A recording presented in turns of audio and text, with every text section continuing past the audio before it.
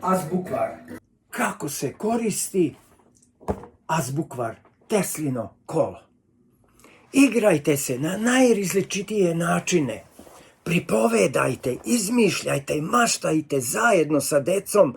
Podstičite ih da oni sami pronalaze predmete koje će moći rukom taktilno da osete i razvijajući finu motoriku. Pričajte bubamara. Pronađite druge predmete koji u sebi imaju baš to slovo. Jež, jagoda, jede, bilo šta. Podstičite ih da oni sami izmisle kako bi mogli da se igraju. Ima tu negdje na slikama žaba. Ti, na primjer, staviš ovu svoju igračku žabe, ako tu negdje ima žaba.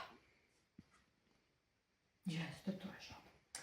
A reci mi, da li ti tu negdje vidiš žir, pa da ti staviš ovu našu kapicu od žira što mi imamo? Ajde, stavi na žir, gdje vidiš žir. A jel ima možda tu negdje na slikama žvaka? Da staviš ove mamine žvake ako vidiš negdje žvaku.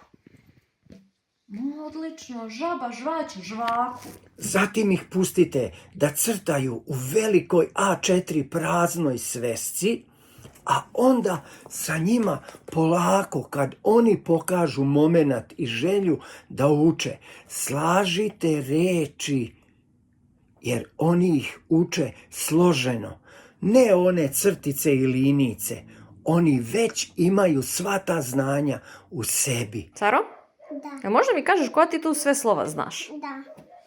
Cipela. Dobro, ajde još. Liljaska. Koje je to slovo? L. Bravo, ajde dalje. Liljaska. Mamaca. Tako je, šta još ima? Te torta. Tako je, koja još slova znaš? Šargareva. I šta još?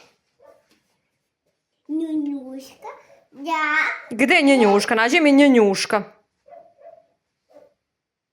Bravo, šta još znaš?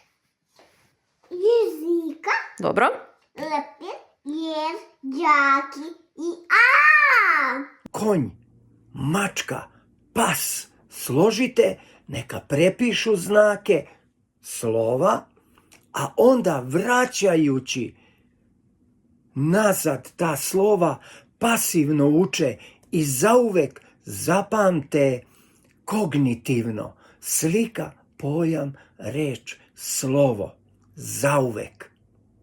Koristite praznu svesku A4, pustite dete da ono svojim jezikom i znanjem crtaju, prepisuju slova, igraju se, pamte i uče sve što im je drago. Potražite na mrežama Učaj oca Azbukvar. Naručite ovde.